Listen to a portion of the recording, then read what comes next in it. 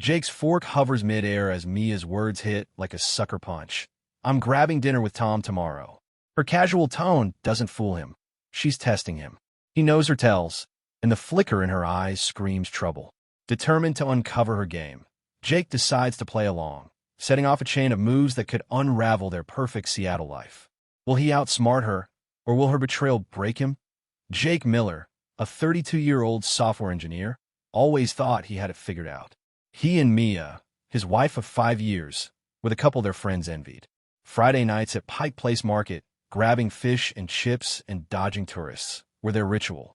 Weekends meant lazy mornings, streaming sci-fi shows, arguing over whether Blade Runner beat Dune. To the outside world, they were solid, two puzzle pieces that fit just right. But tonight, as Jake sits across from Mia at their kitchen table, a plate of homemade tacos between them, something feels off. Mia's chopping lettuce for the next round of tacos when she drops it. Oh, by the way, she says, her voice light as if mentioning the weather. I'm going out to dinner with Tom tomorrow. From work. She doesn't look up, just keeps slicing, the knife moving a little too fast. Jake's hand tightens around his beer bottle. Tom. The name lands like a stone in his gut. He knows Tom, Mia's co-worker at the marketing firm, the guy who's always a bit too friendly at company happy hours. Jake's been to enough of them to notice Tom's lingering smiles. He sets the bottle down, careful not to let his face betray the heat rising in his chest. Mia's testing him. He's seen this before. Her subtle games when she wants a reaction. Like the time she forgot to tell him about a late-night work call, only to gauge if he'd get jealous. He didn't then, and he won't now. Cool, he says, taking a bite of his taco, the crunch louder than it should be in the quiet kitchen. Tom, huh? The guy who thinks he's Don Draper. Mia laughs, but it's sharp, like she didn't expect the jab. Yeah, him. It's just a work thing. Networking. Her words are smooth, but she's still not meeting his eyes, focusing instead on arranging the taco toppings. Jake knows her tells. 5 years of marriage teach you the little things. The way she tucks her hair behind her ear when she's nervous, the slight pause before she lies. She's doing both now. He leans back, forcing a casual grin. Sounds fun.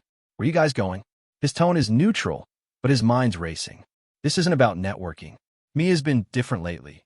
Her phone's always buzzing, and she's quick to tilt the screen away when he's near. Last week, she stayed late at the office 3 nights in a row, blaming a big campaign. Jake didn't push then, but now he's paying attention. Some new place downtown, she says, shrugging. Tom picked it. Says it's got great reviews. She finally looks at him, her eyes daring him to react. Jake holds her gaze, searching for a crack in her facade. There's a flicker, something between guilt and defiance, but it's gone as fast as it came. He could call her out, demand answers, but that's what she wants. Mia thrives on control, on knowing she's got him wrapped around her finger. Not tonight. Nice, he says, standing to grab another beer from the fridge. Maybe I should do the same. Been a while since I hung out with anyone from work. He pauses, letting the words hang. Sarah from the gym was saying we should grab drinks sometime. Sarah's real, a coworker who's been helping him debug code during lunch breaks. She's friendly, nothing more, but Mia doesn't need to know that. Mia's knife stops mid-chop. Her shoulders stiffen, just for a second, before she recovers. Sarah, she asks, her voice a touch too high. Didn't know you two were close. She's trying to sound unbothered, but Jake catches the edge in her tone. He's hit a nerve.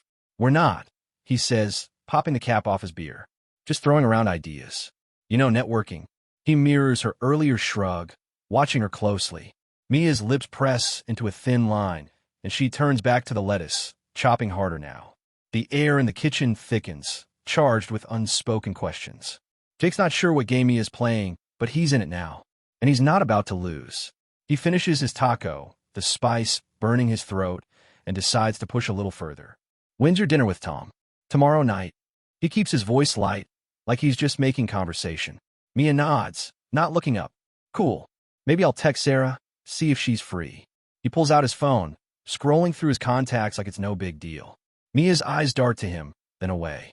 She's rattled, and Jake feels a small thrill. If she's testing him, he's going to test her right back. The rest of the night passes in a strange dance. Mia tries to act normal, chatting about a new client at work, but her laugh is forced, her movements tense. Jake keeps up the act, joking about a bug in his latest project, but his mind's elsewhere. He's thinking about Tom, about Mia's locked phone, about the way she's been pulling away. By the time they clear the dishes, the kitchen feels like a chessboard.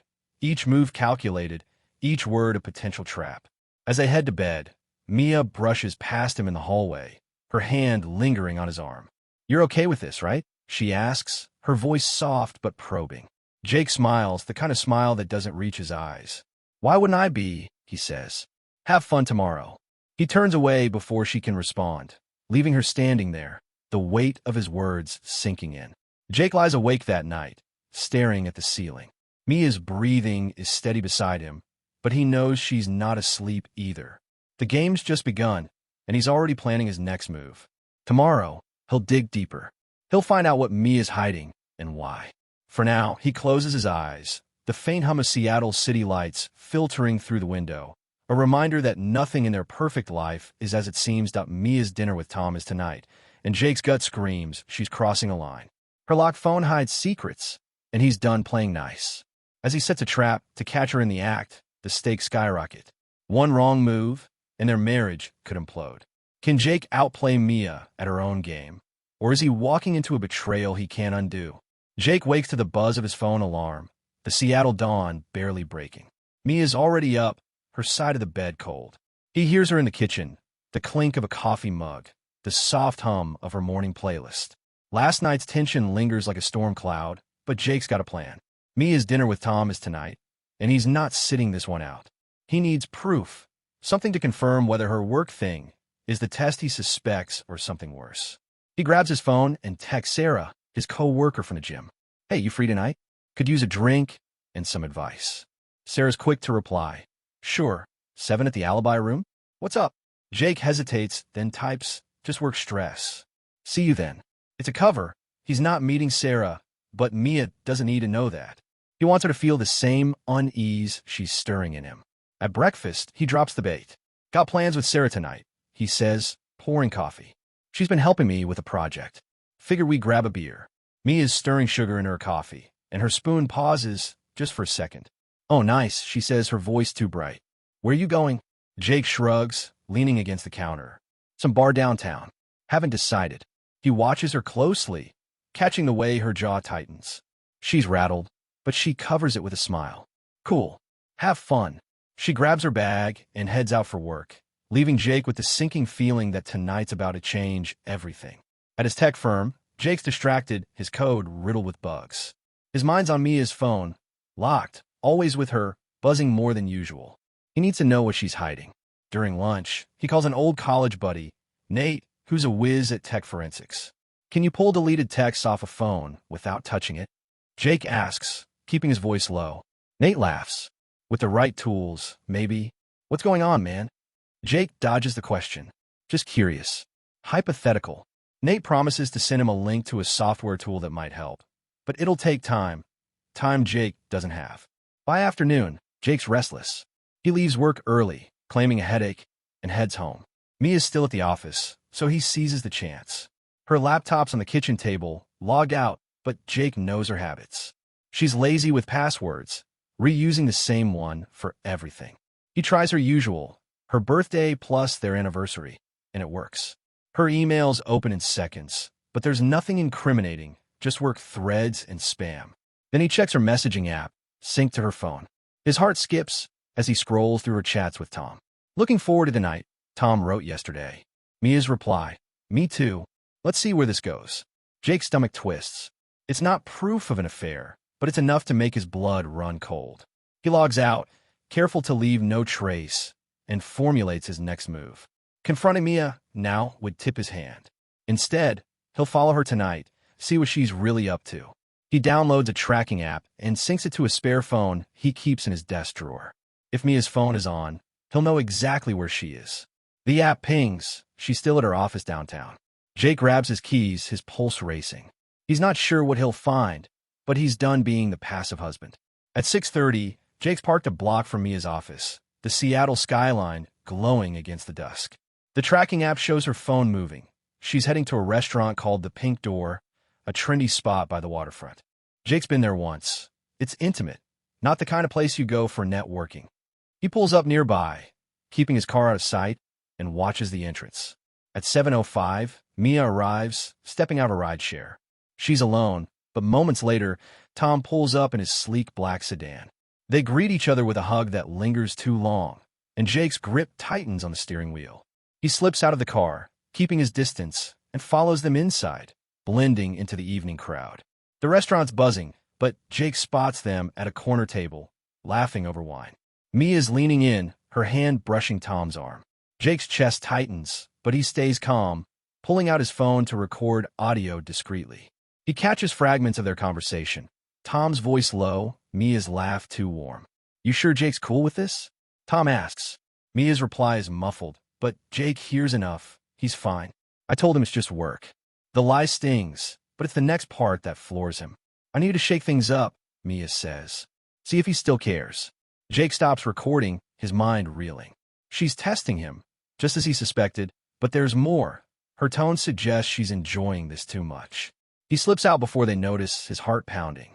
Back in his car, he plays the audio again, each word fueling his resolve. Mia's playing a dangerous game, but Jake's not out of moves. He texts Sarah, canceling their plans with an excuse about work. Then he sends Mia a message. "Hope your dinner's going well. Sarah and I are grabbing drinks. Catch you later." He hits send, knowing it'll hit her like a dart. By the time Jake gets home, Mia's still out. He sits on the couch, the tracking app open, watching her phone's dot linger at the pink door. His phone buzzes, a text from Mia. "Dinner's great. You having fun with Sarah?" Her words are casual, but Jake can almost hear the edge in them. He doesn't reply. Instead, he saves the audio file to a secure cloud drive. Whatever happens next, he's got evidence and leverage. The game's on, and Jake's playing to win. Ake's got Mia's betrayal on tape, her flirty dinner with Tom exposing her game. Now, he's ready to flip the board. As he sends her a cryptic message with a snippet of her own words, Mia's confidence crumbles. The clock's ticking. Will Jake's calculated strike force her to confess, or push her deeper into deception? Their Seattle marriage hangs by a thread, and tonight, someone's going to break. Jake's parked outside their Seattle apartment, the audio from Mia's dinner with Tom looping in his earbuds. Her voice, light and teasing, admitting she's shaking things up to test him, burns like acid. It's not just a game anymore. Her laughter with Tom, the way she brushed off Jake's feelings, feels like a knife. He's done being the pawn. Tonight, he'll turn the tables. His phone pings. Mia's tracking that finally leaves the pink door. She's on her way home. Jake's got just enough time to set his trap. He uploads the audio snippet to an anonymous cloud link, clipping the part where Mia says, "I needed to shake things up. See if he still cares." He drafts a text. "Heard you had fun tonight. This sound familiar?" He attaches the link and hits send, his pulse hammering. Let her squirm. He pockets his phone and heads inside, settling on the couch with a beer, acting like nothing's wrong. The tracking app shows Mia's only 10 minutes away. Jake's ready for the showdown. When Mia walks in at 10:15, her steps are quick, her keys jingling as she drops them on the counter. Jake glances up from his phone, keeping his face neutral. "Good dinner?" he asks, voice steady. Mia freezes, her hand hovering over her bake.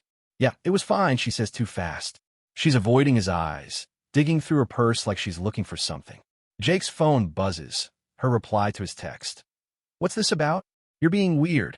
He doesn't respond, letting the silence do the work. Mia finally sits across from him, her movements stiff. "How was your night with Sarah?" she asks, trying to sound casual, but her voice cracks on Sarah's name. Jake leans back, taking a slow sip of his beer. "Didn't go. Work got crazy." It's a lie, but he wants her off balance. Her eyes narrow, searching his face for a tell. Jake holds her gaze, unflinching. He can see the gears turning. She's wondering if he knows something. The air between them crackles with tension, each word a step closer to the edge. "You seem off," Mia says, crossing her arms. "Everything okay?" It's a probe, a way to fish for what he's holding back. Jake sets his beer down, deciding it's time to push. "You tell me," he says, his tone low. "Dinner with Tom was just work, right?" Mia's breath hitches, barely noticeable, but Jake catches it. "Of course," she says, forcing a laugh. "Why are you acting like this?" She's deflecting, but her hands are fidgeting, twisting the edge of her sleeve. Jake pulls out his phone and plays the audio snippet, keeping the volume low so only they can hear. Mia's voice fills the space. "I needed to shake things up. See if he still cares." Her face drains of color, her eyes wide as she stares at the phone. "Where did you get that?" she whispers, her voice shaking. Jake doesn't answer right away, letting the weight of her own words crush her. "Doesn't matter," he says finally. "What matters is why you're lying to me." Mia scrambles, her words tumbling out. "It's not what you think. I was just, I don't know, trying to get a reaction. Things have been so routine, Jake. I didn't mean anything by it." Her eyes are pleading now, but Jake's not buying it. The flirty text he saw on her laptop, the way she leaned into Tom at the restaurant. It's more than a test. A reaction, he repeats, his voice cold. "You're playing games with our marriage, Mia. That's not nothing." She stands, pacing a few steps, her hands running through her hair. "Okay, I messed up. I shouldn't have said that. But it was just dinner. Tom's a friend, that's all." Jake leans forward, his eyes locked on hers. "Then why hide your phone? Why lie about networking?" Mia opens her mouth, then closes it, caught. She sinks back onto the couch, her shoulders slumping. For the first time, she looks small, like the confident Mia he knows is crumbling. Jake could push harder, demand the full truth, but he holds back. He got the upper hand now, and he wants her to stew. "I'm going to bed," he says, standing. "We'll talk tomorrow." He walks away, leaving her staring at the floor. In their bedroom, he lies awake, his mind racing. The audio was a power move, but it's not enough. He needs to know how deep this goes. He checks the tracking app. Her phone's still in the living room. Good. She's not texting Tom to cover her tracks. The next morning, Jake's up early, brewing coffee while Mia sleeps in. He's already called Nate, who sent over the software tool to pull deleted texts. It's risky, but Jake's done playing defense. He syncs the tool to Mia's laptop while she's in the shower, his hands steady despite the adrenaline. The software pings, a string of deleted messages between Mia and Tom, going back weeks. Most are flirty, but one stands out. Jake's clueless. "Let's keep it that way. Sent 2 days ago." Jake's jaw clenches. This isn't a test. It's a betrayal. He saves the messages to his cloud drive, his resolve hardening. Mia emerges from the bathroom, her eyes red like she barely slept. "Can we talk now?" she asks, her voice soft. Jake nods, but he's not ready to show his full hand. "Sure," he says, pouring her coffee. "Start with the truth." Mia hesitates, then launches into a half-hearted apology, claiming she got carried away with Tom, but swears it was harmless. Jake listens, his face unreadable, but inside, he's plotting his next move. He decides to raise the stakes. "I'm meeting Sarah tonight," he says, watching her flinch. "For real this time. Figure I deserve a night out too." It's a bluff. Sarah's just a friend, but Mia doesn't know that. Her eyes flash with panic, and she grabs his arm. "Jake, don't. Let's fix this." He pulls away, his voice calm but firm. "You started this, Mia. I'm just playing by your rules." He grabs his keys and heads out, leaving her standing in the kitchen, the weight of her choices crashing down. Jake's not meeting Sarah. He's driving to a coffee shop to plan his endgame. The deleted texts, the audio, the lies, it's all adding up. He's not sure if he wants to save their marriage or walk away. But one thing's clear. Mia's not in control anymore. The power's shifted, and Jake's ready to make his final move. Jake holds the smoking gun. Mia's deleted text with Tom, proof her test was a lie. As he bluffs about meeting Sarah, Mia's desperation spikes, her control slipping away. With divorce papers in his back pocket, Jake's ready to confront her. But when Mia makes a last-ditch move to save their marriage, the truth explodes, threatening to shatter their Seattle life for good. Will Jake walk away, or fall for her final play? Jake's driving through Seattle's morning traffic, the city's gray skyline blurring past as he grips the steering wheel. The deleted texts he pulled from Mia's laptop burn in his mind. Jake's clueless. Let's keep it that way. Her words, sent to Tom, confirm what he feared. This isn't just a game to spice up their marriage. Mia's been playing him for weeks, maybe longer. His phone buzzes, Mia's calling. He lets it go to voicemail, her shaky voice pleading. "Jake, please come home. We need to talk." He's not ready to face her yet. Not until he's got his next move locked in. At a coffee shop near Pike Place, Jake meets Nate, his tech-savvy friend, to strategize. "You sure about this?" Nate asks, sliding a USB drive across the table with a backup of Mia's texts. "This could end your marriage." Jake nods, his jaw tight. "It's already ending. I just need to know how far she went." Nate warns him the software can't recover everything. Some messages might be gone forever, but Jake's got enough. The audio from the pink door, the flirty text, the lies. It's a case he can't ignore. Back home, Mia's waiting in the living room, her phone clutched in her hand. She jumps up when Jake walks in. "Where were you?" she demands, her voice sharp but fragile. Jake sets his keys down, keeping his distance. "Out," he says, his tone flat. "Like you were with Tom." Mia flinches, her eyes darting away. She's cornered, and she knows it. "Jake, I told you it was nothing. I was stupid, okay? I shouldn't have pushed you like that." Her words tumble out, but they lack the conviction she had days ago.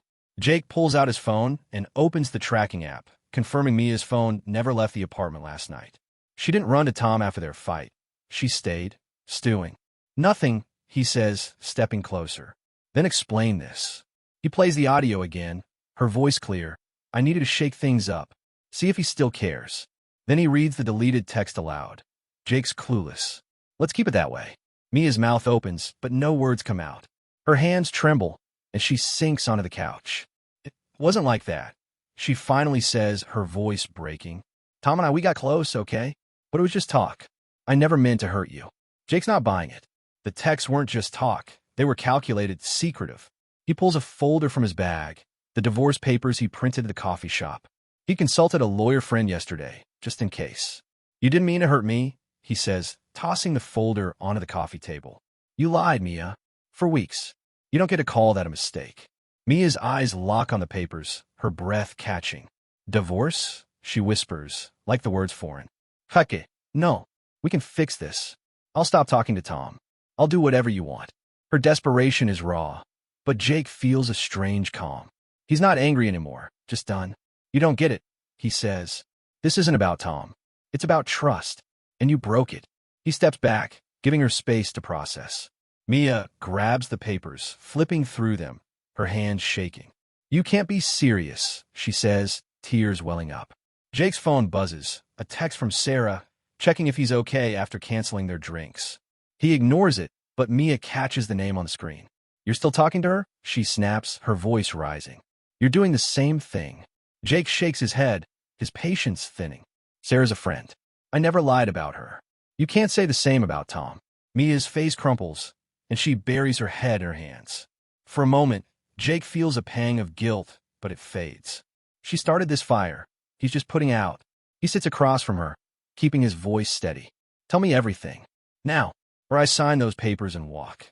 Mia takes a shaky breath, then spills. She admits she and Tom got too close, sharing late-night texts and lunches that felt like dates. "It was exciting," she says, her voice barely audible. "Our marriage felt stuck. I thought pushing you would make you fight for me." She swears nothing physical happened, but Jake's not sure he believes her. The texts suggest more, and her lies have eroded his trust. "Why didn't you just talk to me?" he asks, his voice low but sharp. Mia wipes her eyes. "I don't know. I was scared you'd pull away. I thought this would wake you up." Jake leans back, processing. Her confession explains her game, but it doesn't erase the betrayal. He stands, grabbing the divorce papers. "I need time," he says. "Stay here or don't. But I'm not deciding anything tonight." He heads to the guest room, locking the door behind him. That night, Jake lies awake, the weight of Mia's words sinking in.